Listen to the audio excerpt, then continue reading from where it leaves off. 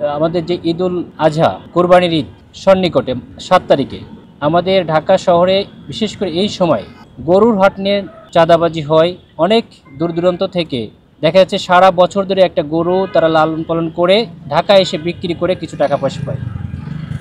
যদি এই দুর্নীতিবাজ বা যারা পকেটমার, যারা সন্ত্রাসী, তাদের হাতে ধরা পড়ে তাদের টাকাটা চলে যায়, তাহলে সারাটা বছরের তাদের কষ্ট এবং সেই পরিবার নিঃস্ব হয়ে যায়। এবং সার্বিক যে পরিস্থিতি, আইন শৃঙ্খলার পরিস্থিতি, ঈদের সময় অনেক মানুষ আছে ঢাকা থেকে তাদের বাড়িতে গ্রামে চলে যাবে, সুতরাং অনেক বাসা থাকে যে তাদের বাসায় কেউ থাকবে না।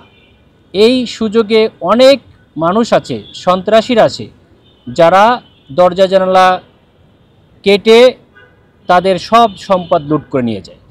কিন্তু আইন শৃঙ্খলা পরিস্থিতি যদি সজাগ থাকে তাহলে এটা মনিটরিং করলে সেন্ট্রাল সিকিউরিটির মাধ্যমে, যদি সিসি ক্যামেরার মাধ্যমে ঢাকা শহরকে আমরা নজরে রাখতে পারি, তাহলে এই সন্ত্রাসী কার্যকলাপ এবং দুর্নীতি আমি মনে করি নির্মূল করা সম্ভব। এই সকল বিষয় নিয়ে আমাদের ডিসি গুলশান তারেক মাহমুদ, ওনার সঙ্গে আমরা আলাপ করেছি অনেক সময় ধরে।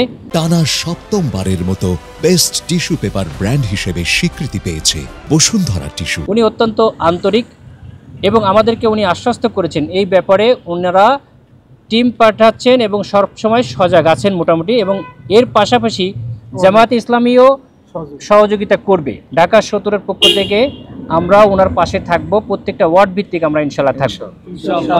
এটার পাশাপাশি আমরা ওনার সঙ্গে ডিটেলস একটা আলোচনা করেছি ঢাকা শহরে যে যানজট, এই যানজট কিভাবে মুক্ত করা যায়। উনিও ট্রাফিকে ছিলেন এক সময় এবং আমারও কিছু কিছু পার্সোনাল পরামর্শ ওখানে দিয়ে এসেছি যে গাড়ি কিভাবে রাস্তায় থাকে এবং আমাদের ট্রাফিক বুথগুলো রাস্তার পাশে না থেকে একটু সরিয়ে যদি দূরে নেওয়া যায় এবং স্থানীয়ভাবে যেন গাড়িটা রাস্তায় লং টাইম দাঁড়িয়ে না থাকে। এবং ভবিষ্যতে আমরা ফুটপাত থেকে লোক যে ফুটপাত থাকে তাদেরকে মানে একেবারে উচ্ছেদ না করে তাদের একটা জায়গায় আমরা স্থানান্তর করে কিভাবে যানজট মুক্ত করতে পারি এ বিষয়ে আলোচনা করেছি। এবং ভবিষ্যতে যানজট মুক্ত শহর আমরা করার জন্যে উনি যদিও পুলিশে আছেন তবুও উনি বুয়েট থেকে এসেছেন এবং আমি নিজেও একজন ডক্টর। আমরা সম্মিলিতভাবে ভবিষ্যতে এই ঢাকা 17 আসনকে, অন্তত এই অঞ্চলটাকে কিভাবে যানজট মুক্ত করা যায় সম্মিলিতভাবে কাজ করব ইনশাল্লাহ। এটা একটা এক্সাম্পল তৈরি করব, এটা উনিও আশাবাদ ব্যক্ত করেছেন।